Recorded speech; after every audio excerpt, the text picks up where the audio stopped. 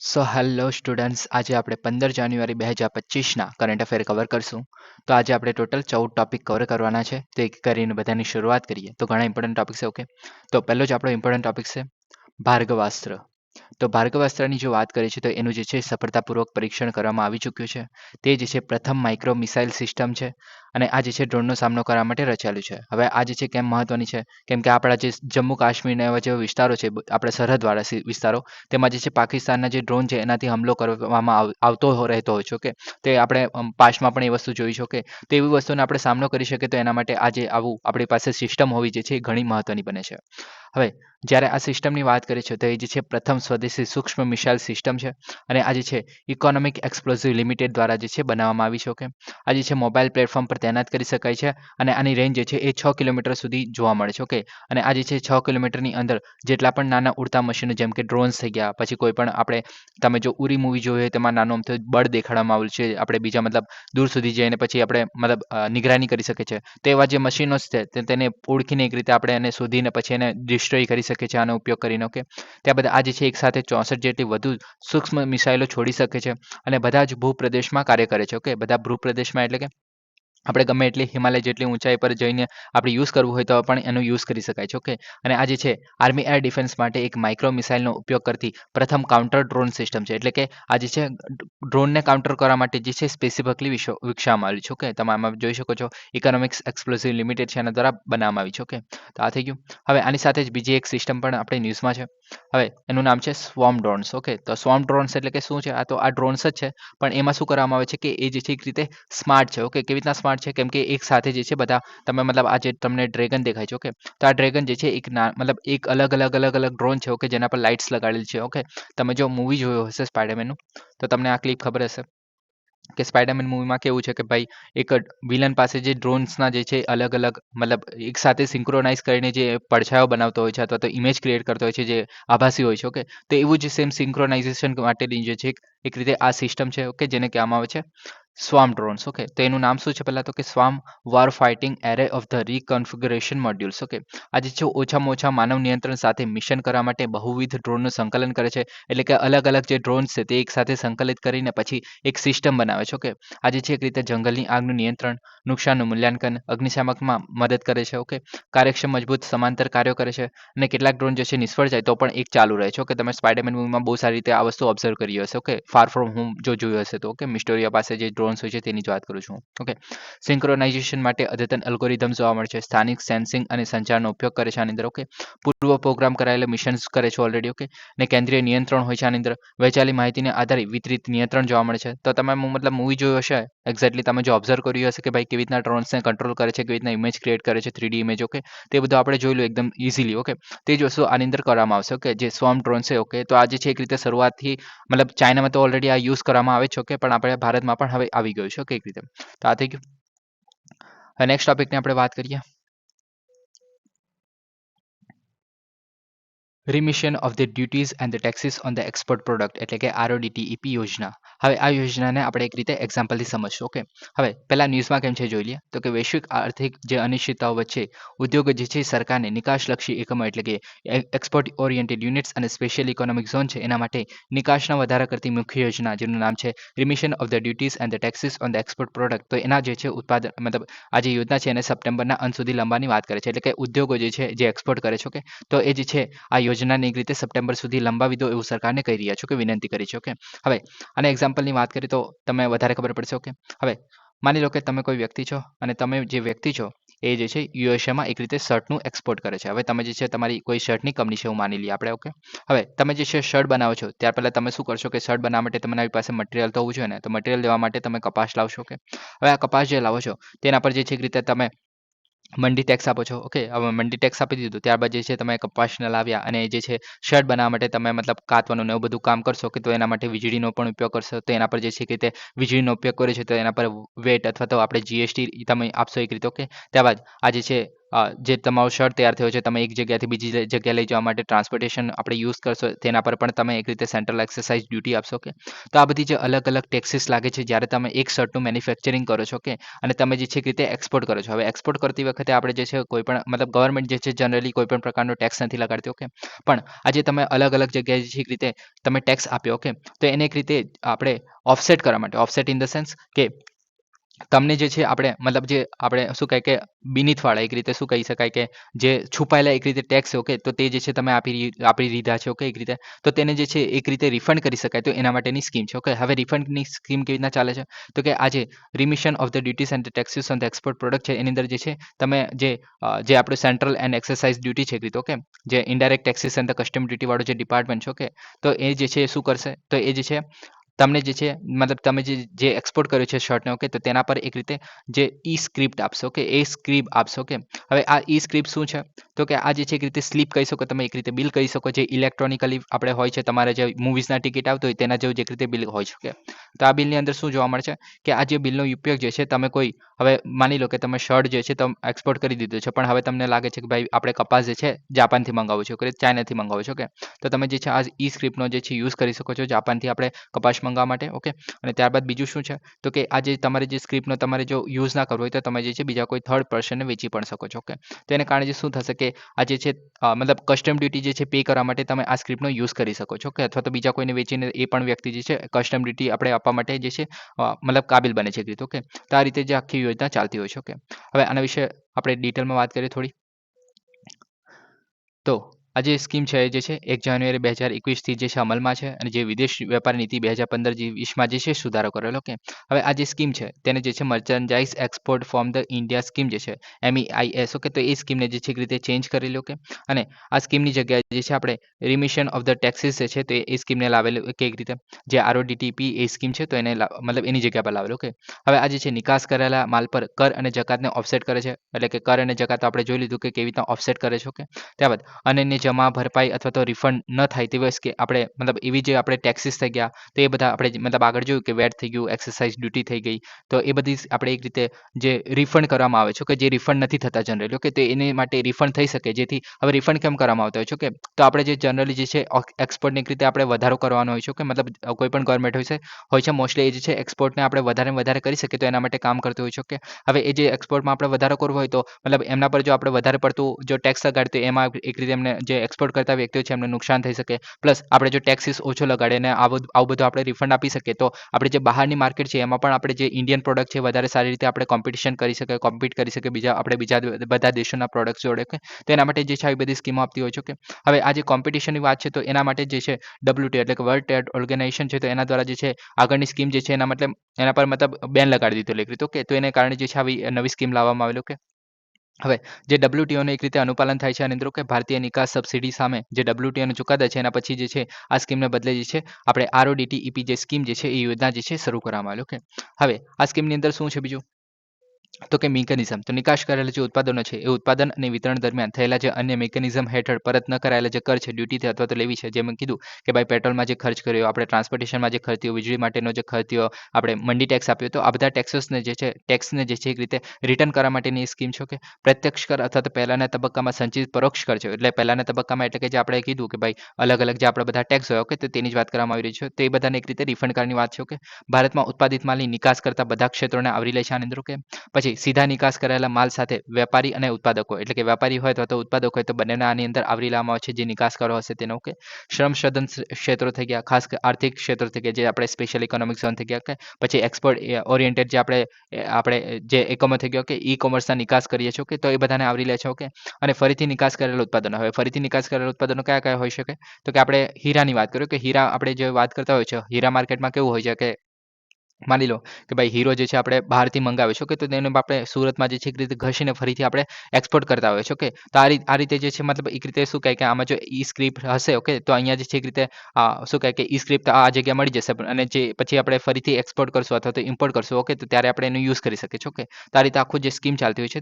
Okay, ત્યારબાદ બીજું શું છે તો કઈ રિફંડ પ્રક્રિયા તો આપણે એ જોઈ લીધી છે. ઓકે, તો કે આજે આપણે મતલબ આ જે છે મૂલ્ય એવું બધું આપવામાં આવે છે એ બધું યાદ રાખવાની જરૂર નથી. આપણે મેં જે સિમ્પલી કીધું છે કે ભાઈ ઈ સ્ક્રિપ્ટ મળી જાય છે. ઓકે, તો એ સ્ક્રિપ્ટ જે છે એ ટ્રાન્સફરેબલ હોય છે કે તમે બીજા કોઈ વ્યક્તિને પણ આપી શકો છો અથવા તો જાતે પણ જ્યારે ઇમ્પોર્ટ કરતા હોય છે તો એનો યુઝ કરી શકો છો કે એક રીતે. ઓકે, ઈ સ્ક્રિપ્ટ જે છે આયાત પર જે મૂળભૂત કસ્ટમ છે એ ડ્યુટી ચૂકવી શકે છે અથવા તો ઇલેક્ટ્રોનિક રીતે ટ્રાન્સફર પણ કરી શકાય છે બીજા કોઈ વ્યક્તિને. ઓકે, તો આ જે છે એને કારણે આ જે સ્કીમ છે એમ ઘણી મહત્વની બને છે. ઓકે, એને કારણે જે છે ત્યારે લંબાવવાની વાત ચાલી રહી છે. ઓકે, તો આ થઈ ગયું. હવે નેક્સ્ટ ટોપિકની આપણે વાત કરીએ. Genome India project. તો ભારતના જે પ્રધાનમંત્રીએ જીનોમ ઇન્ડિયા પ્રોજેક્ટ સફળ સમાપનની પ્રશંસા કરી અને તેને ભારતના સંશોધન ક્ષેત્રમાં એક ઐતિહાસિક પગલું ગણાવ્યું છે. હવે આ પ્રોજેક્ટની આપણે વાત કરીએ ત્યાર પહેલા જે કેવી રીતના આખી પ્રોસેસ ચાલે છે એની વાત કરી લઈએ તો તમને વધારે ખબર પડશે. ઓકે, હવે આની અંદર શું કરવામાં આવે છે એની વાત કરી લઈએ પહેલા. ઓકે, હવે માની લો કે ભાઈ તમે કોઈ ગુજરાતના વ્યક્તિ છો. ઓકે, હવે તમે ગુજરાતના વ્યક્તિ છો પ્લસ માની લો કે ભાઈ તમારી બાજુમાં કોઈ કેરળનો વ્યક્તિ બેઠો છે, કોઈ તમિલનાડુનો વ્યક્તિ બેઠો છે, કોઈ આસામનો વ્યક્તિ બેઠો છે. ઓકે, હવે તમને મતલબ બધાને ખબર જ હશે કે ભાઈ બધાને જે છે તમારો સ્કિન કલર અલગ હશે એકબીજાથી. ઓકે, ત્યારબાદ તમારી જે મતલબ હિમાચલ પ્રદેશનો કોઈ વ્યક્તિ હશે તેનો સ્કિન કલર અલગ હશે, એનો આંખોની રંગ કદાચ અલગ હોઈ શકે છે. ઓકે, વાળનો કલર અલગ હોઈ શકે છે, આંખ નાની મોટી હોઈ શકે છે, નાક નાનું મોટું હોઈ શકે છે, પછી તમારા હાથ પગ અથવા તો હાઇટ પણ નાની મોટી હોઈ શકે છે. ઓકે, તો આ બધા ચેન્જીસ જે છે આપણે જોવા મળતા હોય છે. તો આ બધા જે ચેન્જીસ છે અથવા તો જે ડેટા છે એ બધા ક્યાં જોવા મળે છે તો ડીએનએમાં જોવા મળે છે. ઓકે, કોઈ પણ વ્યક્તિ હશે બધાનું ડીએનએ હશે, પ્રાણીઓનું પણ ડીએનએ હશે, તો એ બધા ડેટા જે છે રીતે ડીએનએમાં મતલબ એમાં જે બધા ડેટા છે તે આપણે સંગ્રહિત હોય છે. તો આટલું બધાને ખબર છે. ઓકે, હવે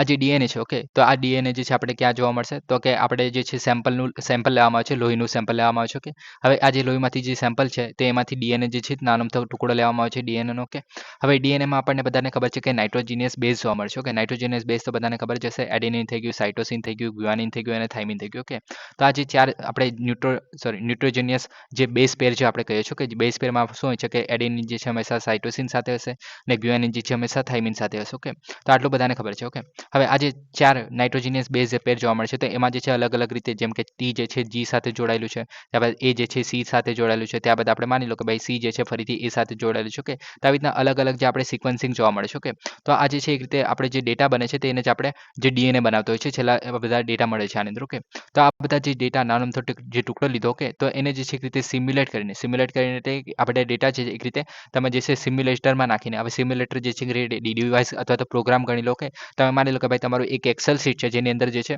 આ તમિલનાડુનો જે કોઈ વ્યક્તિ છે એના મતલબ જે આપણે ATCG જે છે એ કેવી રીતના આપણે ગોઠવાયેલા છે. ઓકે, એટલે કે એડેનિન છે, થાઇમિન છે, ગ્યુઆનિન છે, સાઇટોસિન જે છે એ કેવી રીતના ગોઠવાયેલા છે. ઓકે, તો તે આપણે એક એક્સેલ શીટમાં પહેલી લાઈનમાં લખી દીધું, પછી ત્યારબાદ બીજા કોઈ વ્યક્તિને બીજી લાઈનમાં લખ્યું, ત્રીજી લાઈનમાં એવી રીતના લખ્યું. ઓકે, તો એવી રીતના જે આખો ડેટા બનાવવામાં આવે છે તેને આપણે જીનોમ સિક્વન્સિંગ કહેવામાં આવે છે. ઓકે, હવે આ ડેટાનો ફાયદો શું છે તો હા, હવે પેલા ડેટાનો ફાયદો શું છે એ સમજી લો તો તમને વધારે ખબર પડશે. ઓકે, હવે એનો ફાયદો એ છે કે ભાઈ તમે જ્યારે જે છે અલગ અલગ વ્યક્તિઓને જે છે એક રીતે સેમ્પલ લીધું છે અને તમે જે ડીએનએ આપણે લઈ લીધો છે એકવાર. ઓકે, તમારી પાસે જે છે મોટા મતલબ તમિલનાડુમાં જેટલા મોસ્ટલી વ્યક્તિઓ હશે કે તે તેમનું મતલબ તેમનો જે એક રીતે ડીએનએ જે છે ઓલમોસ્ટ સેમ આવતો હશે કેમ કે ત્યાંના બધા લોકો જે છે ઓલમોસ્ટ બધા સેમ થોડા ઘણા દેખાતા હશે થોડા ઘણા ચેન્જીસ હશે કેમ કે આપણે બધા એક સમાન તો નથી જોતા. ઓકે, પણ જેટલું આપણે જે બેઝિક વસ્તુ છે એ બધી સેમ જ રહેશે. ઓકે, તો હવે જ્યારે માની લો કે ભાઈ કોઈ આપણે વાયરસ કે એવું કંઈ ફેલાયું છે. ઓકે, તો હવે તમિલનાડુમાં ફેલાયું છે તો તમિલનાડુના લોકો માટે આપણે શું કે એમનું જે જીનોમ સિક્વન્સિંગ થયું છે. ઓકે, મતલબ એમના જે ડેટા આપણી પાસે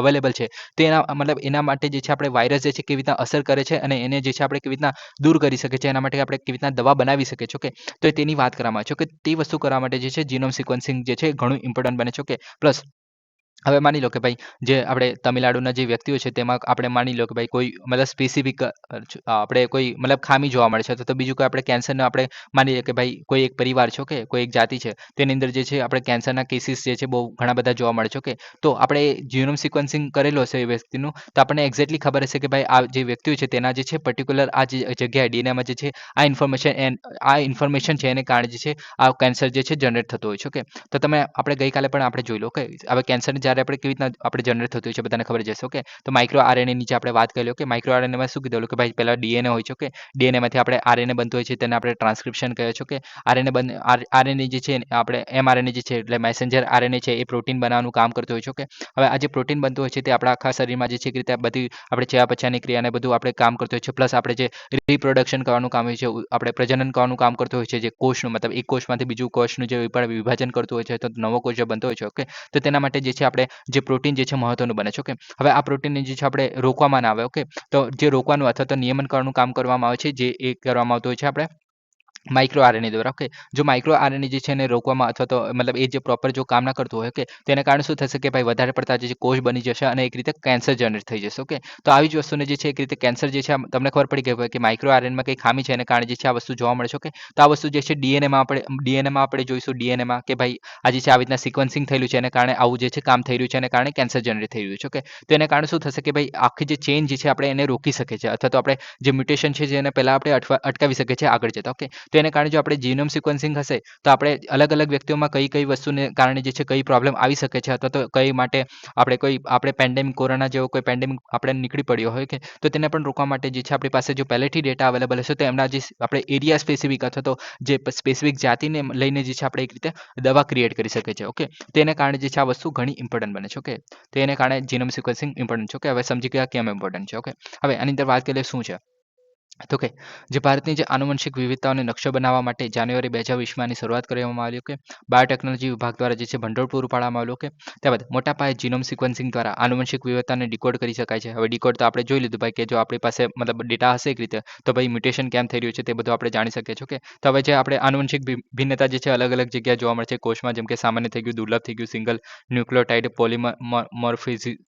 મોર્ફિઝમ, પછી માળખાકીય, તો આ બધી મતલબ અલગ અલગ જે આનુવંશિક ભિન્નતા જોવા મળતી છે બધું યાદ રાખવાની જરૂર નથી. ઓકે, જેમાં કીધું તમે ખાલી એટલું યાદ રાખશો તો મોર દેન ઇનફ છે. ઓકે, ત્યારબાદ જે છે આ હેલ્પોટાઇટ માળખું બનાવવા માટે એક રીતે હેલ્પફુલ બને છે. ઓકે, બીજું શું છે આની અંદર તો કે આજે છે સંશોધનના નિદાન માટે જે છે એક રીતે સસ્તા જીનોમ વ્યાપી એરે ડિઝાઇન કરી શકાય છે. ત્યારબાદ ડીએનએ અને પ્લાઝમા માટે બાયોબેંકની સ્થાપના કરી શકાય છે. હવે બાયોબેંક એટલે આપણે ગ્લુકોઝ માટેનું પણ બાયોબેંકની સ્થાપના કરવાની વાત કરેલી. ઓકે, યાદ હોય તો તમને કે ભાઈ આપણે કીધેલું ભાઈ જેટલા લોકોને જે આપણે શું કહે ગ્લુકોઝને સોરી આપણે જે ડાયાબિટીસની વાત કરી. ઓકે, ડાયાબિટીસ માટે બાયોબેંકની સ્થાપના કરવાની વાત કરી. ઓકે, તો ડાયાબિટીસની જે અલગ અલગ વ્યક્તિઓને થાય છે તો તેની એક રીતે બાયોબેંક બનાવો. ઓકે, હવે આ જે છે આની જે ઇમ્પોર્ટન્ટ છે કે જે આપણી ઇન્ડિયન જીનોમ ઇન્ડિયા પ્રોજેક્ટ જોવા મળે છે તેના ઇમ્પોર્ટન્ટ ડેટા છે, તો આ વસ્તુ તમે યાદ રાખી શકો છો. ઓકે, કે 99 વંશીય જે જૂથો છે આપણે ઇન્ડિયામાં. ઓકે, એમાંથી જે છે 10,074 જેટલા આપણે નમૂના જે છે અત્યાર સુધી લીધા છે એક રીતે. ઓકે, સંશોધન માટે ભારતીય જૈવિક ડેટા સેન્ટરમાં સંગ્રહિત કરવામાં આવ્યું છે. ઓકે, ત્યારબાદ જાહેર આરોગ્ય આંતરદ્રષ્ટિ એટલે કે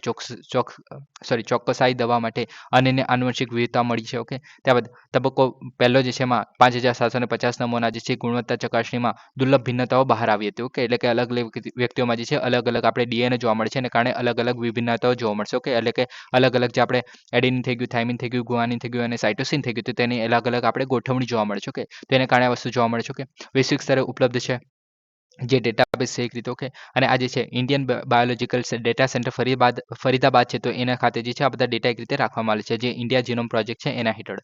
અને આ જે છે મહત્વ શું છે તો કે આનુવંશિક અને ચેપી રોગોની સારવારમાં આગળ વધે છે. ઓકે, કેવી રીતે આગળ વધે છે એ પણ મેં તમને કહી દીધું છે. ઓકે, તો એના કારણે જે છે એક રીતે ઘણો ઇમ્પોર્ટન્ટ ટોપિક હતો. ઓકે, તો આ થઈ ગયું. હવે નેક્સ્ટ ટોપિકની આપણે વાત કરીએ. આઈએનએસ વાગશેર તો મુંબઈ સ્થિત મઝગાંવ ડોક શિપ બિલ્ડર્સ લિમિટેડ છે. ઓકે, એમડીએલ તેમણે ભારતની જે છે નૌકાદળને છઠ્ઠી અને અંતિમ સ્કોર્પિયન ક્લાસની સબમરીન આઈએનએસ વાગશેર છે એની ડિલિવરી સાથે ભારતની સંરક્ષણ ક્ષમતાઓમાં એક મહત્વપૂર્ણ સીમાચિહ્નરૂપ સિદ્ધિ હાંસલ કરી છે. ઓકે, હવે આઈએનએસ વાગશેરની જો આપણે સૌપ્રથમ વાત કરીએ તો કે એ જે છે છઠ્ઠી મતલબ 6 કલ્વરી ક્લાસની જે સબમરીન જોવા મળે છે એમાંથી પ્રથમ બેચની છઠ્ઠી સબમરીન છે. ઓકે, હવે આ જે છે હિન્દ મહાસાગરના ઊંડા સમુદ્રમાં રહેતા એક જીવલેણ શિકારી જે રેતીની માછલી પરથી નામ આપવામાં આવ્યું છે જેનું નામ છે વાગશેર. ઓકે, હવે આ જે છે એપ્રિલ 2022 સહનશક્તિ, ગુપ્તતા અને જે લડાઈ કાર્યક્ષમતા માટે વ્યાપક પરીક્ષણોમાંથી પસાર થઈ છે. ઓકે, એપ્રિલ 2022માં જે છે એક રીતે લોન્ચ કરવામાં આવી. ઓકે, ત્યારબાદ અત્યારે જે છે હવે મતલબ કામમાં લગાડી દીધી છે. તો કે અન્ય સબમરીન જે જોવા મળે છે આપણે જે કલ્વરી ક્લાસની બીજી કઈ કઈ છે તો કે કાલવરી થઈ ગઈ, ખાંદેરી થઈ ગઈ, કરંજ થઈ ગઈ, વેલા થઈ ગઈ, વાગીર થઈ ગઈ. ઓકે, આપણે આગળ જોઈશું આપણે જે કલ્વરી ક્લાસની જે સબમરીન છે એના વિશે પણ થોડી વારમાં વાત કરીશું. ઓકે, હવે આ સબમરીન છે શું શું કરી શકે છે એની વાત કરીએ તો કે અદ્યતન ટેકનોલોજી જોવા મળે છે, ઘટાડેલા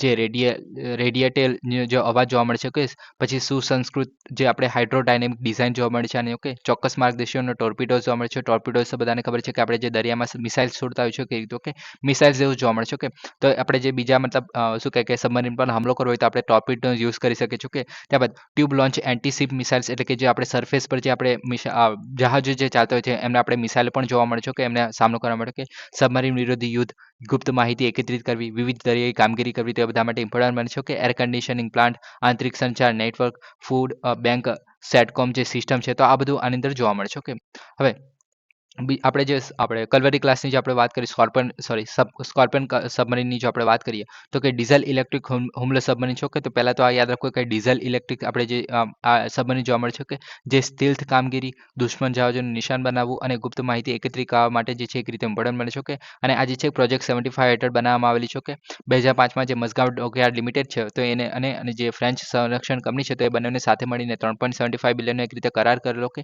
અને ત્યાર જે છે એની અંદર આપણે ટેકનોલોજી ટ્રાન્સફર પણ બનાવવામાં મતલબ કરવામાં આવેલું. કે ને ત્યારબાદ જે છે આપણે એક શું કહે કે સ્કોર્પિયન ક્લાસની સબમરીન બનાવવા માટે કાબિલ બનેલા. ઓકે, હવે બીજી કઈ આપણે જોવા મળે છે એની વાત કરીએ તો આની અંદર જે છે આઈએનએસ કલ્વરી જે છે 2017માં કાર્યરત થયેલી, આઈએનએસ ખંડેરી જે છે 2019માં કાર્યરત થઈ, અરે આઈએનએસ કરણ જે છે 2021, આઈએનએસ વેલા જોડે. ઓકે, ત્યારબાદ આઈએનએસ વાઘેરી જે છે 2023માં જોવા મળેલી, અને આઈએનએસ વાક્ષી જે છે 2023માં દરિયા પરીક્ષણો પછી 2024માં તારે ડિલિવરી કરવામાં આવી છે. ઓકે, હવે જે સ્કોર્પિયન ક્લાસની જે સબમરીન છે એ શું કરી શકે છે કે એની ક્ષમતા શું છે તો કે સપાટી વિરોધી સબમરીન વિરુદ્ધ આપણે યુદ્ધ કરી શકીએ છીએ, ગુપ્ત માહિતી એકત્રિત કરવી, ક્ષેત્રની દેખરેખ રાખવી, ટોર્પિડોઝ અને ટુપલોજી તો આપણે આગળ જોયું છે એ જ છે. ઓકે, બધું હવે આની અંદર જે છે 50 દિવસ સહનશક્તિ જોવા મળશે. કે એટલે કે આ જે છે આપણે શું કહે કે સમુદ્રની અંદર જે છે 50 દિવસ સુધી જે છે આપણે રહી શકીએ છીએ. અને આપણે થોડા દિવસ પહેલાં જોયેલું કે 2024માં જે છે એર ઇન્ડિપેન્ડન્ટ પ્રોપલ્શન સિસ્ટમ જે છે એ આપણે રેટ્રોફિટ કરેલું છે. ઓકે, હવે આ જે છે આપણે જોયેલું કે ભાઈ એર ઇન્ડિપેન્ડન્ટ પ્રોપલ્શન સિસ્ટમ છે તો એ જે છે શું કરો મતલબ પહેલાં શું થતું હતું કે આપણે જે ડીઝલથી ચાલતી હતી એના કારણે શું થતું કે ભાઈ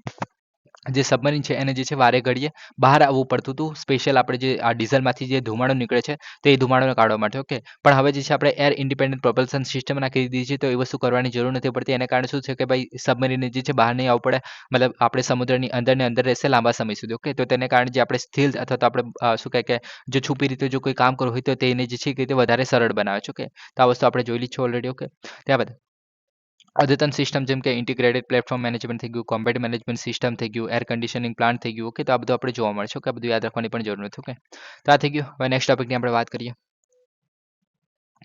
તો નેપ્ચ્યુન મિસાઇલ. તો નેપ્ચ્યુન મિસાઇલની વાત કરીએ તો યુક્રેનની જે સુરક્ષા સેવા છે અને જે યુક્રેનિયન નૌકાદળ સંયુક્ત ઓપરેશન છે એના દરમિયાન રશિયાના જે રોસ્તોવ પ્રદેશ છે એમાં એક દારૂગોળો સંગ્રહ જે છે ડેપો પર તેને તાજેતરમાં નેપ્ચ્યુન મિસાઇલનો ઉપયોગ કરીને હુમલો કરેલો. એટલે કે યુક્રેન જે છે તેને જે છે આપણે રશિયાનો જે રોસ્ટોવ જે પ્રદેશ છે તેમાં હુમલો કરેલો. ક્યાં આવેલો છે એના વિશે પણ વાત કરીએ. ઓકે, તો આ જે છે તમારું બ્લેક સી જોવા મળે છે. અને સીઓ ઓફ વઝોવ છે. ઓકે, તો આ જે આપણે ક્રિમિયા છે અહીંયા યુક્રેન છે. ઓકે, અને આ જે છે રોસ્તોવ છે તો અહીંયા જે છે એક રીતે હુમલો કરવામાં આવેલો કે આ જગ્યા પર હુમલો કરવામાં આવેલો જે યુક્રેન છે તેના દ્વારા. ઓકે, તો આગળ વાત કરીએ આના વિશે નેપ્ચ્યુન મિસાઇલ વિશે. ઓકે, તો કે યુક્રેનિયન વિકસિત સબસોનિક ક્રૂઝ મિસાઇલ છે. ઓકે, શરૂઆતમાં જહાજ વિરોધી હતી અને બાદમાં જે છે જમીન હુમલા માટે એને સુધારવામાં આવી છે, એક રીતે ચેન્જ કરવામાં આવી છે. ડિઝાઇન જોઈએ તો રશિયન KH-35 ક્રૂઝ મિસાઇલ છે જે AS-20 કાયક છે એના પર જ આધારિત છે એક રીતે. ઓકે, માર્ચ 2021માં જે છે યુક્રેનિયન નૌકાદળમાં એને જે છે એડ કરવામાં આવ્યું. ઓકે, હવે યાદ રાખવાની તો જરૂર નથી કે ભાઈ ક્યારે કઈ જગ્યાએ એડ કરવામાં આવી છે. ઓકે, હવે આ જે છે એને બધા આપણે સ્પેસિફિકેશન જોવા મળે છે કે ભાઈ વજન આટલું છે, લંબાઈ આટલી છે, બધું મતલબ મારા ખ્યાલથી તો યાદ રાખવાની જરૂર નથી. ઓકે,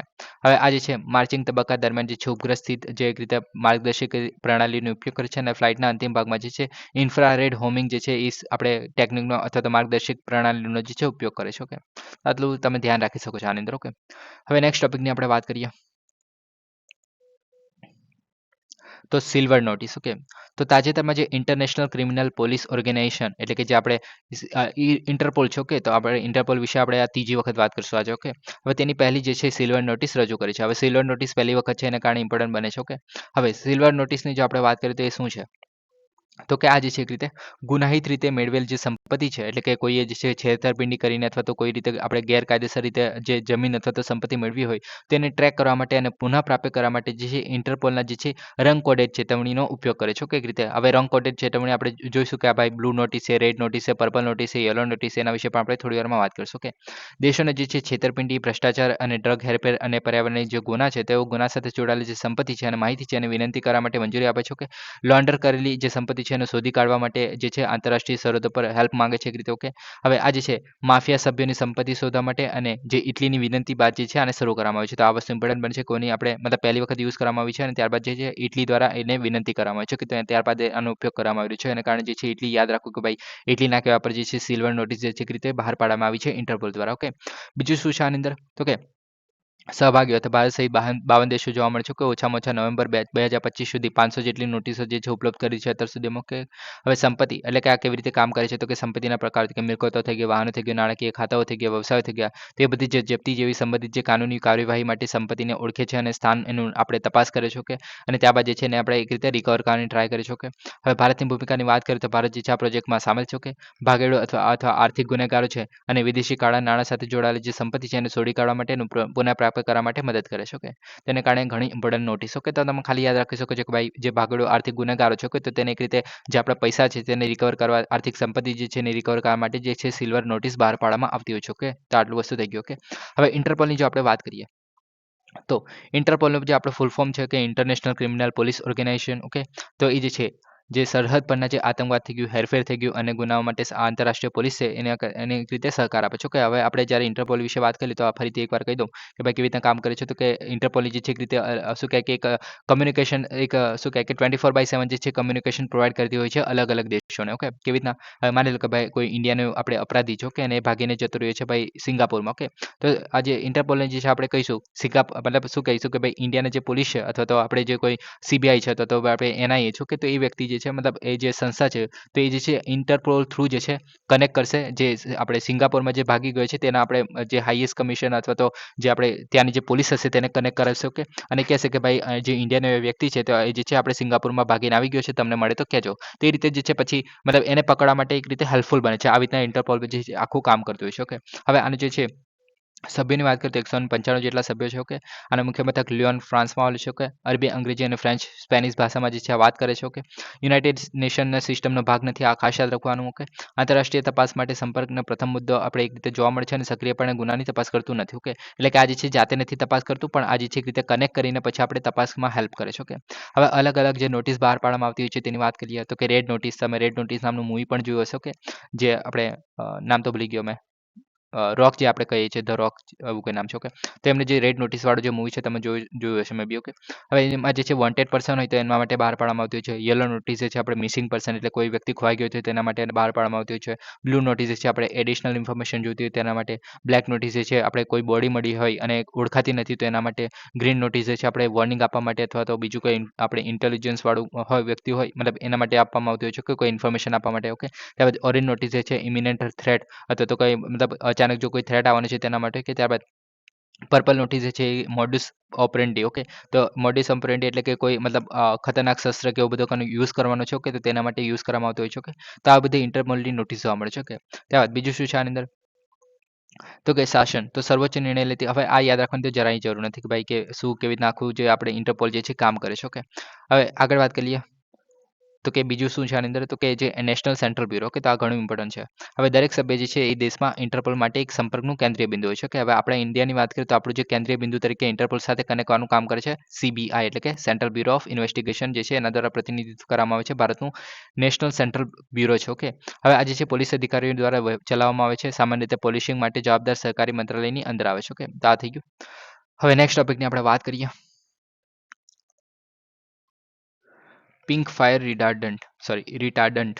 તો દક્ષિણ કેલિફોર્નિયામાં, હવે દક્ષિણ કેલિફોર્નિયા ક્યાં આવેલું છે યુએસએમાં, તેના વિશે પણ જોઈશું થોડી વારમાં. ઓકે, અનેક જંગલમાં જે છે આગ લાગી રહી છે ત્યારે અધિકારીઓ જે છે આગને કાબુ લેવા માટે જે છે મોટી માત્રામાં તેજસ્વી પિંક ફાયર રિટાર્ડન્ટ જે છે એ છોડવા માટે વિમાનોનો ઉપયોગ કરી રહ્યા છે. ઓકે, હવે મતલબ આગ લાગી ગયેલી છે, જૂની ન્યૂઝ છે થોડી. ઓકે, હવે જે કેલિફોર્નિયાની વાત કરે છે તો અહીંયા આવેલું છે. કે જે યુનાઇટેડ સ્ટેટ છે, યુનાઇટેડ સ્ટેટ તો તેને ખબર છે. કે આપણે ઉત્તર અમેરિકા જે કહીએ છીએ ત્યાં આવેલું છે યુએસએ. ઓકે, અને આપણે થોડા દિવસ પહેલા જ ગલ્ફ ઓફ મેક્સિકોની વાત કરી લો. ઓકે, ગઈકાલે જ ઓલમોસ્ટ. ઓકે, તેમાં જે આપણે કીધેલું કે ભાઈ જે કે ગલ્ફ સ્ટ્રીમ જે છે અહીંયાથી નીકળે છે. ઓકે, જે ફ્લોરિડા વાળું અહીંયાથી આવે છે. ઓકે, ફ્લોરિડા ને આપણે જે બધું છે એટલેન્ટિક ઓશન સાથે જોડાયેલું છે એક રીતે. ઓકે, તો આ બધી આપણે વાત કરેલી છે. કે કેલિફોર્નિયા અહીંયા છે. ઓકે, તો એમાં શું થયેલું કે ભાઈ અલગ અલગ 4 જગ્યાએ છે એક રીતે આગ લાગેલું. ઓકે, હવે આમાં શું મતલબ એવું બી કહેવામાં આવે છે કે ભાઈ આજે છે એક રીતે કોઈ જાણી જોઈને આગ લગાડવામાં આવેલી. ઓકે, એવું કંઈ કહેવામાં આવે છે. ઓકે, કેમ કે ભાઈ કોઈ પણ આગ જે છે એકબીજા જોડે કનેક્ટ નથી થતી. ઓકે, તમે જોઈ શકો છો કે ભાઈ અહીંયાથી કોઈ જગ્યાએ આગ નથી ફેલાઈ. ઓકે, આ પણ મતલબ અહીંયા પણ નથી ફેલાઈ, આ પણ અહીંયા પણ નથી ફેલાઈ. તો મતલબ દર વખતે એવું થાય છે કે ભાઈ વીજળીનો મતલબ વીજળી પડે છે અથવા તો આપણે સૂકું વાતાવરણ જોવા મળે છે એને કારણે જે છે આ મોસ્ટલી આગ લાગતી હોય છે. ઓકે, પણ આ વખતે એવું થયું કે ભાઈ 4 જગ્યાએ આગ લાગી છે અને મતલબ કોઈ રીઝન નથી. ઓકે, આગ લાગવાનું અને અત્યાર સુધી સૌથી મોટી આગ લાગેલી. ઓકે, તો એને રિકવર કરવા માટે 10 વર્ષ લાગી જશે એવું પણ કહેવામાં આવતું આવતું હતું. ઓકે, તો આ બધું જોવા મળેલું. ઓકે, તો એના માટે જે છે હવે આ જે આગ લાગે છે એને સોલ્યુશન માટે મતલબ એને ઓલવવા માટે જે છે આ વસ્તુનો ઉપયોગ કરવામાં આવેલો છે. કઈ વસ્તુનો? Pink fire રિટાર્ડન્ટનો. ઓકે, હવે આ જે છે આગ ઓલવવા અથવા તો ધીમી કરવા માટે જે છે રસાયણોનું મિશ્રણ છે. ઓકે, હવે આ જે છે ફોસચેક યુએસએમાં જે જંગલની આગ છે એના માટે વપરાય છે. ઓકે, સામાન્ય બ્રાન્ડ જે છે આનું નામ છે ફોસચેક. ઓકે, આની અંદર શું જોવા મળે છે તો કે એમોનિયમ ફોસ્ફેટ જે છે અથવા તો જે એમોનિયમ ફોસ્ફેટ આધારિત સ્લરી છે જે એમોનિયમ પોલીફોસ્ફેટ છે એવા જેવા ક્ષારોની બનેલું છે. ઓકે, તે મતલબ એમોનિયમ જે ફોસ્ફેટ છે એની એક રીતે બનેલું હોય છે. મતલબ આનું એક રસાયણ છે. ઓકે, એમોનિયમ ફોસ્ફેટ જે છે એક રસાયણ છે તેનું બનેલું છે જે પિંક ફાયર રિટાર્ડન્ટ છે તે. ઓકે, આવું કંઈ દેખાય છે આપણે મતલબ વિમાનમાંથી છોડવામાં આવતું છે. ઓકે, હવે રંગ જે છે લેન્ડસ્કેપ સામે દ્રશ્યતા માટે ઉમેરવામાં આવે છે. ઓકે, જે ફાયર લાઇન બનાવવામાં મદદ કરે છે. હવે આની અંદર બીજું શું છે તો કે આ જે છે અસરકારકતા મતલબ ચિંતાઓ છે આની ઘણી બધી, કેમ કે ભાઈ છંટકાવ જે છે બિનઅસરકારક છે જે અને ખર્ચાળ માનવામાં આવે છે જે વિમાનથી કરવામાં આવે છે તેનો. ઓકે, પછી નદી અને નાળામાં પ્રદૂષિત કરે છે. ક્રોમિયમ અને કેડમિયમ જેવા ઝેરી ધાતુ ઉમેરે છે. એક રીતે ઝેરી ધાતુ કેન્સર તરફ લઈ જઈ શકે છે, કિડની અને લીવરના રોગોનું કારણ પણ બની શકે છે અને જળચર જીવોને પણ નુકસાન પહોંચાડી શકે છે. ઓકે, તો એને કારણે આ જે છે ન્યૂઝમાં હતું. ઓકે, હવે નેક્સ્ટ ટોપિકની આપણે વાત કરીએ તો કે બ્લુ ફ્લેગ સર્ટિફિકેશન. તો આ જે છે ઘણું ઇમ્પોર્ટન્ટ પહેલાં તો સર્ટિફિકેશન છે. આ ખાસ યાદ રાખવું બીચ માટેનું છે. કે બીચ એટલે કે આપણે જે દરિયા કિનારે જોવા મળે છે તેની વાત કરું છું. ઓકે, હવે કેરળના જે કોઝિકોડેમાં આવેલા છે કપ્પડ બીચ છે અને કન્નૂરમાં આવેલો જે ચલ બીચ છે. ઓકે, તો એને જે છે ડેનમાર્ક સ્થિત foundation for the environmental education છે જે ફી છે એના દ્વારા જે છે પ્રતિષ્ઠિત બ્લુ ફ્લેગ પ્રમાણપત્ર જે છે એનાયત કરવામાં આવે છે. તો આ કયું કોને દ્વારા મતલબ કોને આપવામાં આવે છે ઘણું ઇમ્પોર્ટન્ટ બનશે. ઓકે, કે કોને આપવામાં આવેલું છે કે કયા બે બીચને આપવામાં આવેલું છે તો કે કપ્પડ બીચ જે આપણે જે કોઝિકોડેમાં આવેલું છે કીધું કે કેરળનું, અને કન્નૂરમાં આવેલું જે ચલ બ્રિજ છે. ઓકે, તો ચલ બ્રિજ છે. તો આ બંને બીચ જે છે એ ખાસ ઇમ્પોર્ટન્ટ બનશે આ માટે. ઓકે, આ યાદ રાખવું. ઓકે, નેક્સ્ટ વાત કરીએ બ્લુ ફ્લેગ સર્ટિફિકેશનની તો કે ડેનમાર્કમાં જે પર્યાવરણ શિક્ષણ માટેનું ફાઉન્ડેશન છે. ઓકે, ફી તેના દ્વારા ગ્રાન્ટેડ છે. ઓકે, હવે આજે છે 1985માં ફ્રાન્સ દ્વારા શરૂઆત કરવામાં આવેલી. ઓકે, અને 2001માં જે છે યુરોપની બહાર પણ વિસ્તરણ કરેલું. ઓકે, એટલે કે 2001 પછી જે છે બીજા બધા દેશોને પણ આપવામાં આવે છે. ઓકે, દરિયા કિનારા થઈ ગયું, પછી મરીન થઈ ગયું, ટકાઉ પ્રવાસન થઈ ગયું, બોટ માટે અને વૈશ્વિક સ્તરે માન્યતા પ્રાપ્ત જે સ્વૈચ્છિક પુરસ્કાર છે. રીતે ઓકે, હવે આજે છે માપદંડ અને ધ્યેયની વાત કરીએ તો માપદંડ આની અંદર એટલે કે પાણીની ગુણવત્તા ચેક કરે છે કે ભાઈ પાણી કેવું જોવા મળે છે. ત્યારબાદ પર્યાવરણ કેવું છે ત્યાંનું, પછી પર્યાવરણને શિક્ષણ આપે છે અને સલામતીની પણ વાત કરે છે. ઓકે, ત્યારબાદ પર્યાવરણ શિક્ષણ, પછી સંરક્ષણ, ટકાઉ પ્રથાઓ અને દ્વારા જે પ્રવાસન ક્ષેત્રમાં ટકાઉપણાને પ્રોત્સાહન આપે છે. ઓકે, તો મતલબ આ બધું જે મતલબ આ બધું ચેક કરીને એક રીતે ત્યારબાદ જે છે આ બ્લુ ફ્લેગ સર્ટિફિકેશન જે છે આપવામાં આવતું, જેથી આ જે ટુરિસ્ટને આકર્ષિત કરવા માટે અથવા તો આપણે એક રીતે સ્ટાન્ડર્ડ સેટ કરવા માટે છે ઘણું ઇમ્પોર્ટન્ટ બનશે. હવે તમારી પાસે એક રીતે બ્લુ ફ્લેગ સર્ટિફિકેશન છે તો એનો સીધો મતલબ થાય છે કે ભાઈ તમારું જે બીચ છે એક રીતે પર્યાવરણ પાણીની ગુણવત્તા સારી છે, પર્યાવરણ રીતે બહુ સારું છે અને મેન્ટેન કરવામાં આવ્યું છે, સલામત છે એક રીતે. તો આ બધું આની અંદર જોવામાં આવતું હોય છે. ઓકે, તેને કારણે ઘણું ઇમ્પોર્ટન્ટ બને છે. ઓકે, હવે કોને કોને મળેલી છે એની વાત કરીએ તો કે આ જે છે એક રીતે શિવરાજપુર ગુજરાત, તો ગુજરાતનું એકમાત્ર બીચ છે શિવરાજપુર. ઓકે, તો તેને મળેલું છે. આ ખાસ ઇમ્પોર્ટન્ટ બનશે આપણા માટે. ઓકે, ત્યારબાદ ઘોઘલા જે દીવ છે તો એમાં છે. ઓકે, પછી કાસરકોડ અને પાદુબિન્દ્રી કર્ણાટકમાં, કપ્પડ જે કેરળનું, Rushikonda Andhra Pradesh, golden Odisha, Radhanagar Andaman Nicobar, Kovalam Tamil Nadu, Eden Puducherry, Minicoy, Thumbi beach Lakshadweep, Kadam beach Kadmat beach જે લક્ષદ્વીપ. તો આ બધા જે છે બીચને જે છે દરિયા કિનારાને જે છે એક રીતે બ્લુ ફ્લેગ સર્ટિફિકેશન જે છે આપવામાં આવી ચૂક્યું છે. ઓકે, તો આપણે ગુજરાત વાળું તો ઘણું ઇમ્પોર્ટન્ટ બનશે. ઓકે, તો ખાસ યાદ રાખો. ઓકે, હવે નેક્સ્ટ ટોપિકની વાત કરીએ તો UAPA. Okay, unlawful activity prevention act. તો દિલ્હી પોલીસે 2020ના જે ઉત્તર પૂર્વ દિલ્હી રમખાણો છે એ કેસમાં આરોપી કાર્યકારીની જે જામીન છે એ અરજીનો વિરોધ કર્યો છે. ઓકે, હવે આ તો આપણા માટે ઇમ્પોર્ટન્ટ નથી પણ આપણે યુએપીએ જે છે થોડું ઇમ્પોર્ટન્ટ છે એના વિશે જોઈ લઈએ. ઓકે, હવે જ્યારે આપણે અનલોફુલ એક્ટિવિટીઝ પ્રિવેન્શન એક્ટની વાત કરતા હોઈએ છીએ એટલે કે ગેરકાનૂની પ્રવૃત્તિ નિવારણ અધિનિયમ જે છે તો એમાં જે છે તો એમાં આતંકવાદી સંગઠનો અને વ્યક્તિઓને આવરી લેવામાં આવે છે. કહેવામાં આવે છે કે ભાઈ કેન્દ્ર સરકાર જે છે કોઈ સંગઠન જે છે આતંકવાદી સંગઠન તરીકે નિયુક્ત કરી શકાય જ્યારે એ શું કરતો હોય ત્યારે એને આપણે આતંકવાદી તરીકે કહી શકીએ. તો કે જે છે આતંકવાદી કૃત્ય માટે પ્રતિબદ્ધ થઈ છે અથવા તેમાં ભાગ લે છે અથવા તો આતંક માટે તૈયાર થાય છે, આતંકવાદને પ્રોત્સાહન આપે છે અથવા તો અન્યથા આતંકવાદમાં સામેલ થાય છે. તો આ બધું કોઈ કામ કરતો હોય તો તેને આપણે આતંકવાદી પ્રવૃત્તિ તરીકે આપણે ગણશું અને એ જે છે સરકારને સમાન આધારો પર વ્યક્તિને આતંકવાદી તરીકે નિયુક્ત કરવાની પણ સત્તા આપે છે. ઓકે, તો આતંકવાદી તરીકે મતલબ જે આપણે ડિફાઇન કરવાની વાત કરવામાં આવે છે આની અંદર. ઓકે, ત્યારબાદ મિસ્ટેક ઓકે. ત્યારબાદ એનઆઈએ દ્વારા મિલકતની જપ્તી પણ કરવાની વાત કરવામાં આવે છે આની અંદર. ઓકે. તો પોલીસ જે છે મહાનિદેશકની મંજૂરીની જરૂર હતી પહેલાં, પણ હવે જે છે આપણે નેશનલ ઇન્વેસ્ટિગેશન એજન્સી છે, તો એના જે આપણે ડાયરેક્ટર છે એક રીતે, તો એમના દ્વારા જે છે સંપત્તિ જપ્ત કરવા માટે એનઆઈએ જે આપણે મહાનિદેશક છે એની મંજૂરી હવે આપવામાં આવે છે. ઓકે. હવે આની અંદર જે છે અધિનિયમ જે છે નાયબ અધિક્ષક અથવા તો મદદનીશ છે, પોલીસ કમિશનર અથવા તો જે તેમના ઉપરની કક્ષાના જે અધિકારો છે એના દ્વારા તપાસણી કરવાની મંજૂરી આપવામાં આવે છે. ઓકે. હવે આ તો એટલું બધું ઘણું ઇમ્પોર્ટન્ટ ન્યૂઝ હતી. ઓકે. યુએપીએમાં તમે થોડું ઘણું યાદ રાખી શકો છો આ બધી વસ્તુ. ઓકે. હવે નેક્સ્ટ ટોપિકની વાત કરીએ. તો કે રાષ્ટ્રીય અંગ અને ટીસ્યુ ટ્રાન્સપ્લાન્ટ સંગઠન, ઓકે, નોટો. તો રાષ્ટ્રીય અંગ અને ટીસ્યુ ટ્રાન્સપ્લાન્ટ જે સંગઠન છે, ઓકે, નોટો, તેને જે છે તાજેતરમાં જાહેરાત કરી છે કે જે અંગોનું દાન કરનાર જે કેન્દ્રીય સરકાર કર્મચારી છે એમને 42 દિવસની ખાસ કેઝ્યુઅલ રજા મળશે. ઓકે. હવે જે નોટોની વાત કરીએ તો નોટોનું ફૂલ ફોર્મ છે national organ and the tissue transplantation organization. Okay. હવે આજે એનો હેતુ શું છે? તો કે રાષ્ટ્રીય અંગ પ્રત્યારોપણ કાર્યક્રમ કરે છે એક રીતે, અને માનવ અંગ અને જે પેશીઓ છે એનું પ્રત્યારોપણ અધિનિયમ જે 1974 છે એના મુજબ પ્રવૃત્તિઓને અમલીકરણ માટે આરોગ્ય અને પરિવાર કલ્યાણ મંત્રાલય હેઠળ જે છે આરોગ્ય સેવા મહાનિદેશક હેઠળ કામ કરે છે. ઓકે. એના માટેની સર્વોચ્ચ સંસ્થા છે. ઓકે. આ શું કામ કરે છે? તો કે ભાઈ તમારી પાસે જે હાથ પગ અથવા તો કિડની ને હૃદય ને એવું બધું થઈ ગયું, ઓકે, તો તેને અંગ પ્રાપ્તિ પછી એનું વિતરણ કે કયા લોકોને આપવું એના દાતાઓ છે અને એને પ્રાપ્તિકર્તાઓ છે. ઓકે. તો તેને રાષ્ટ્રીય નોંધણી કરે છે અને જાળવવા માટેનું કાર્યક્રમ સિસ્ટમ પણ એને વિકસાવેલું છે. ઓકે. તો નોટોનું કામ એ જ છે કે ભાઈ આપણે જે અંગો થઈ ગયા તેને એક રીતે સાચવવાનું કામ કરે છે, તો બીજા કોઈને આપવાનું કામ કરે છે. ઓકે. તે બધું જોવા મળે છે. ઓકે. રાષ્ટ્રીય માનવ અંગ અને પેશી દૂર કરવા માટેનું સંગ્રહ નેટવર્ક છે. ઓકે. હવે આ જે છે અંગ પેશી પ્રાપ્તિ વિતરણ માટે સંકલન અને નેટવર્કિંગ માટેનું સર્વોચ્ચ કેન્દ્ર છે. ઓકે. માનવ અંગોનું જે પ્રત્યારોપણ જે સુધારા અધિનિયમ 2011 છે એના હેઠળ આ બધું સાચવવામાં આવે છે. ઓકે. ત્યારબાદ રાષ્ટ્રીય ટિશ્યુ બેંક જોવા મળે છે. તે જે છે માંગ અને પુરવઠા વચ્ચેનું અંતરને દૂર કરે છે. ઓકે. ત્યારબાદ આ જે છે માનવ અંગોના પ્રત્યારોપણ અધિનિયમ જે 2011 છે એનામાં અંતે છે ટિશ્યુ બેંકોની જે નોંધી છે એનો સમાવેશ પણ કરવામાં આવી દીધો છે આની અંદર. ઓકે. જે રાષ્ટ્રીય ટિશ્યુ બેંક છે તેની અંદર. ઓકે. હવે આ જે છે એકને એક વસ્તુ રિપીટ થાય છે કે ભાઈ શું કામ કરે છે? કે પેશીઓનું પ્રાપ્તિનું વિતરણનું સંકલન કરે છે, દાતા પેશીઓને તપાસનું દૂર કરીને સંગ્રહ કરવાનું કામ કરે છે, પેશીઓનું સંરક્ષણ, પ્રયોગશાળા તપાસ અને ટ્રેકિંગ જેવું કામ કરે છે. ઓકે. તો આ બધું એક રીતે કામ કરતું હોય છે. ઓકે. આપણે બધા યાદ રાખવાની જરૂર નથી. સિમ્પલી મતલબ તમે તમારી સામે જો એમસીક્યુ આવશે તો તમને ખબર પડી જશે કે ભાઈ જે નોટો છે એ શું કામ કરે છે. ઓકે. તો આ થઈ ગયું. હવે નેક્સ્ટ ટોપિકની આપણે વાત કરીએ. તો એચપીસીએલ જે છે એટલે કે હિન્દુસ્તાન પેટ્રોલિયમ કંપની લિમિટેડ જે છે એનું એલએનજી એટલે કે લિક્વિફાઈડ નેચરલ ગેસ છે, તો એના માટેનું ટર્મિનલ બનાવી દીધું છે. ઓકે.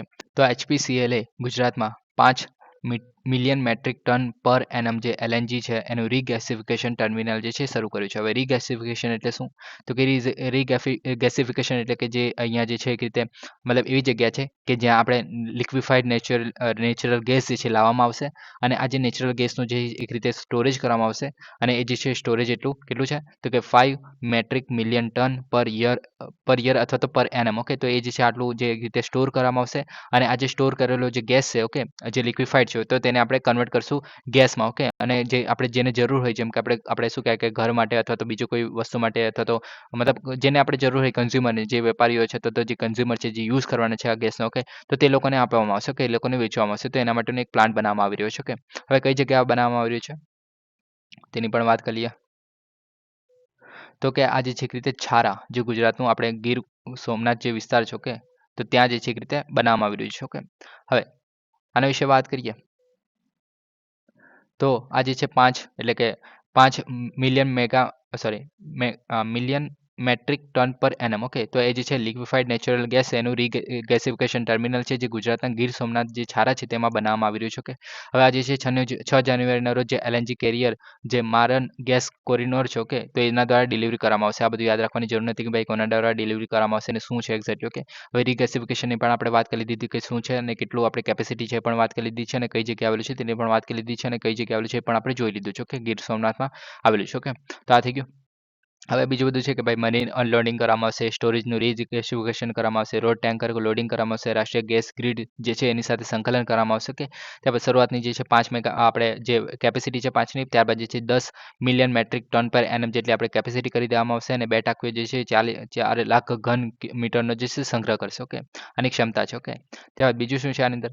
તો કે જે મોડેલ છે તો કે ટોલિંગ, લાંબા ગાળાની ક્ષમતા કરારો થઈ ગયા, સ્પોટ કાર્ગો કરારો થઈ ગયા, તૃતીય પક્ષના એક્સેસને મંજૂરી, તો આ બધું આની અંદર કરવામાં આવશે. 2030 સુધીમાં જે છે ઉર્જા મિશ્રણ કુદરતી ગેસનો હિસ્સો જે છે 15%, હાલમાં 7% જે છે તો એટલો વધારવાનો છે કે અને ભારતના લક્ષ્ય સાથે સુસંગીત છે. ઓકે, તો આ વસ્તુ આની અંદર જોવા મળે છે. ઓકે, ખાલી કઈ જગ્યાએ બનાવવામાં આવી છે એટલું યાદ રાખશો તો મોર દેન ઇનફ છે આઈ થિંક. ઓકે, નેક્સ્ટ વાત કરીએ ધ્રુવીય વમળની. ઓકે, તો તાજેતરમાં જે યુનાઇટેડ સ્ટેટ છે એમને એક દાયકામાં સૌથી ગંભીર શિયાળુ વાવાઝોડામાંથી એકનો અનુભવ કર્યો છે, જેમાં મોટેભાગે ધ્રુવીય વમળને આભારી છે. ઓકે, હવે આ ધ્રુવીય વમળની આપણે પોલર વોર્ટેક્સની વાત કરીએ તો એ શું છે?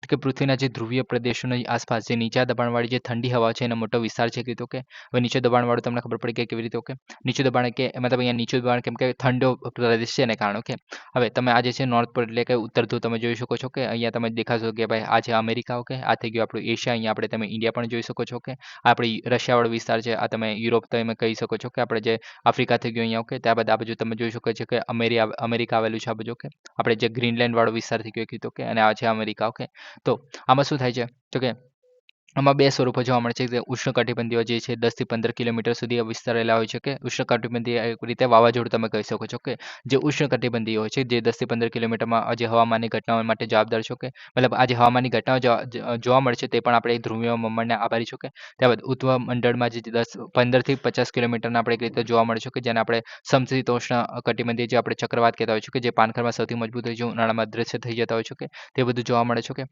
હવે આ જે પોલર વોર્ટેક્સ છે તો એ છે એક મજબૂત ધ્રુવીય વમળ છે જે જેટના પ્રવાહને ગોળાકાર રાખે છે. ઓકે, જે ઠંડા ઉત્તરીય ગરમ જે દક્ષિણ હવાને અલગ કરે છે. ઓકે, એટલે કે આની અંદર તમે જોઈ શકો છો કે ભાઈ જે શું કહે કે ઉત્તરવાળો જે આપણે હવા જે ઠંડી છે. ઓકે, અને જે આપણે દક્ષિણવાળી જે ગરમ હવા છે. ઓકે, તો આજે આપણે વાર્મ હવા છે અને આ જે ઠંડી હવા છે. ઓકે, તો તેને જે આપણે જેટ્સ જે કહે છે. ઓકે, તો એ જે છે છૂટું પાડવાનું કામ કરતું હોય છે. ઓકે, હવે આમાં શું થતું હોય છે કે ભાઈ જે ઠંડી હવા છે એ ગરમ હવામાનના વિસ્તારમાં જવાની ટ્રાય કરતી હોય છે અને ગરમ હવા જે છે ઠંડા હવાના વિસ્તારમાં જવાની ટ્રાય કરતી હોય છે. કેમ કે આપણે શું કહે કે ભાઈ ટેમ્પરેચરનો ડિફરન્સ એને કારણે, અને આપણે બધાને ખબર છે કે ભાઈ આપણે ગરમથી ઠંડી હવા તરફ અથવા ઠંડીથી ગરમ હવા તરફ એક રીતે મતલબ શું કહે કે એકબીજા મિક્સ થવાની ટ્રાય કરતા હોય છે. ઓકે, તો એને કારણે શું થાય કે ભાઈ આપણે જેટમાં જે છે હવે કર્વ્સ જોવા મળતા હોય છે. ઓકે, જેને આપણે ડિસ્ટર્બટેડ પોલર વોર્ટેક્સ કહેવામાં આવે છે. ઓકે, હવે આની અંદર શું થાય છે કે નબળું વમળ જેટ જે પ્રવાહ છે એ લહેરાતું બનાવે છે. ઓકે, જે લહેરાતું આવી રીતના તમે જોઈ શકો છો કે આવી રીતના લહેરાતું બનાવે છે. કે આવી રીતના, અને એ જે છે આર્કટિક હવાને દક્ષિણ તરફ લાવે છે જે ફ્લોરિડા સુધી આવી જાય છે. ઓકે, હવે કઈ સુધી આવી જાય છે તેની પણ આની અંદર વાત કરીએ તો કે આ જે છે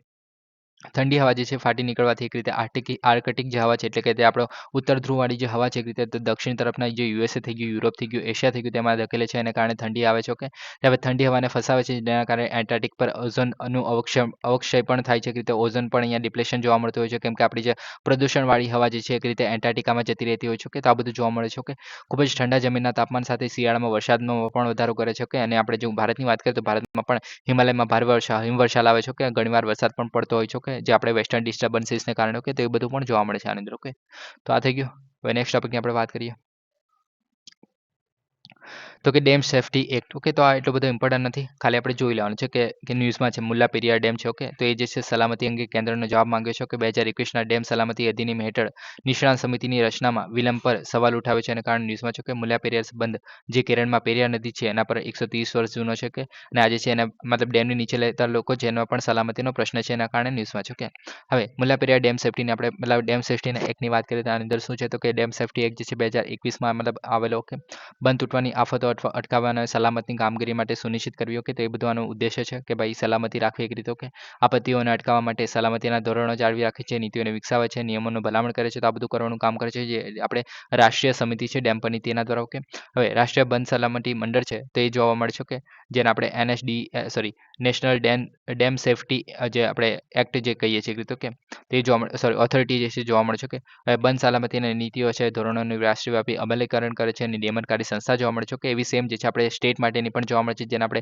રાજ્ય બંધ સલામતી સંગઠન કહેવામાં આવે છે. જે બંધ માલિકો અને એના જે મુદ્દાઓ છે એને આપણે સોલ્યુશન પણ સોરી આપણે જે રાજ્યના બંધ સલામતી સંગઠન છે એના જે આપણે બંધના માલિકો છે એમના વચ્ચે કોઈ આપણે શું કહે કે જે ડિસ્પ્યુટ જોવા મળે છે, કોઈ વિવાદ જોવા મળે છે તો એનું સોલ્યુશન પણ આના દ્વારા લાવવામાં આવતું હોય છે. ઓકે, ત્યારબાદ આપણે સ્ટેટની પણ આવી બધી વસ્તુ જોવા મળે છે. ત્યાર પહેલાં આપણે કેન્દ્ર સરકાર તેના અધિકારીઓની લાયકાત અને આ કાર્યોને સૂચિત કરે છે. ઓકે, હવે રાજ્ય સ્તર પર પણ જે ડેમ સેફ્ટી પર રાજ્યની સમિતિ જોવા મળે છે. ઓકે, અને જે રાજ્ય ડેમ સેફ્ટી ઓર્ગેનાઇઝેશન છે એ બંનેની રચના કરે છે. ઓકે, હવે આ જે છે 28 રાજ્યો અને 3 કેન્દ્રશાસિત પ્રદેશમાં જોવા મળે છે એક રીતે. ઓકે, જ્યાં બંધો હોય છે મોસ્ટલી. ઓકે, ત્યારબાદ ડેમ સેફ્ટી યુનિટ પણ જોવા મળે છે. ડેમ માલિકો પાસે એક સમર્પિત યુનિટ હોવું જોઈએ જેનું કહેવામાં છે ડેમ સેફ્ટી યુનિટ. ઓકે, હવે આ જે છે કટોકટીનું કાર્ય યોજના તૈયાર કરવી, પછી નિયમિત વ્યાપક સલામતી મૂલ્યાંકન કરવું, તો આ બધું કામ કરતા હોય છે. ઓકે, પછી આપણે સેન્ટ્રલ વર્કિંગ કમિટી છે એના અધ્યક્ષ જે છે રાષ્ટ્રીય સુરક્ષા પ્રોટોકોલનું નેતૃત્વ કરે છે અને 2 વર્ષ સુધી જે કે કેદ અથવા તો દંડની પણ સજા આપી શકે છે. ઓકે, તો આની અંદર આ બધું જોવા મળે છે. ઓકે, ત્યાં બીજું શું છે આની અંદર?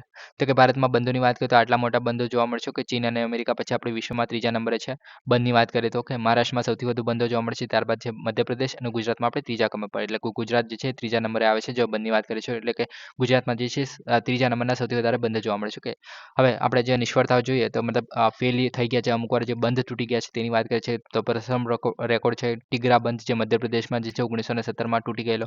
ત્યારબાદ મચ્છુ ડેમ જે છે ગુજરાતમાં 1976માં તૂટી ગયેલો, જે આશરે 2000 લોકોનું મૃત્યુ થયેલું એની અંદર. પછી આપણે જે છે અત્યાર સુધી 40 જેટલા બંધ તૂટવાના કેસો જે છે નોંધાયા છે આખા ઇન્ડિયામાં. ઓકે, હવે નેક્સ્ટ ટોપિકની વાત કરીએ તો કે ઇન્દ્રાવતી રાષ્ટ્રીય ઉદ્યાન. તો છત્તીસગઢના જે બીજાપુરમાં જિલ્લામાં ઇન્દ્રાવતી રાષ્ટ્રીય ઉદ્યાન છે એની અંદર સુરક્ષા દળોની સાથે અથડામણમાં 2 મહિલાઓ સહિત 5 જે માઓવાદી માર્યા ગયા હતા. ઓકે, હવે આની વાત કરીએ તો પહેલાં તો આ ક્યાં આવેલું છે ઇન્દ્રાવતી રાષ્ટ્રીય ઉદ્યાન? તો તમે જોઈ શકો છો અહીંયા છો કે છત્તીસગઢમાં છે એક રીતે. કે બીજાપુર જિલ્લો છત્તીસગઢમાં આવેલું છે. કે આ જે છે 1981માં સ્થાપના કરવામાં આવેલી. 1983માં એને પ્રોજેક્ટ ટાઈગરને એક રીતે વાઘ અભયારણ્ય તરીકે એને જાહેર કરવામાં આવ્યું. કે મહારાષ્ટ્ર સાથે ઉત્તરીય સરહદ ધરાવે છે અને ઇન્દ્રાવતી નદી છે એના પરથી નામ પાડવામાં આવ્યું છે. ઓકે, ત્યારબાદ આ જે છે ભૂગોળ અને બધું જોવા મળે છે કે ઊંચો ડુંગરાળ પ્રદેશ છે, સમુદ્રની સપાટીથી આટલું બધું યાદ રાખવાની તો જરૂર નથી. કઈ જગ્યાએ આવેલું છે એટલું યાદ રાખશો તો મોર દેન ઇનફ છે. ઓકે, આગળ વાત કરીએ તો આની અંદર મિશ્ર પારખાનીવાળું જંગલ જોવા મળે છે અને મોસ્ટલી જે છે આની અંદર દુર્લભ જંગલી ભેંસ જોવા મળે છે. તો આ વસ્તુ ઇમ્પોર્ટન્ટ બને છે આની અંદર. ઓકે, કે ભાઈ દુર્લભ જંગલી ભેંસ જોવા મળે છે એક રીતે. ઓકે, તો આ થઈ ગયું. સો ગાઈઝ આજે માટે આટલું જ છે. Please subscribe, like and share. Thank you for listening. જય હિન્દ, વંદે માતરમ.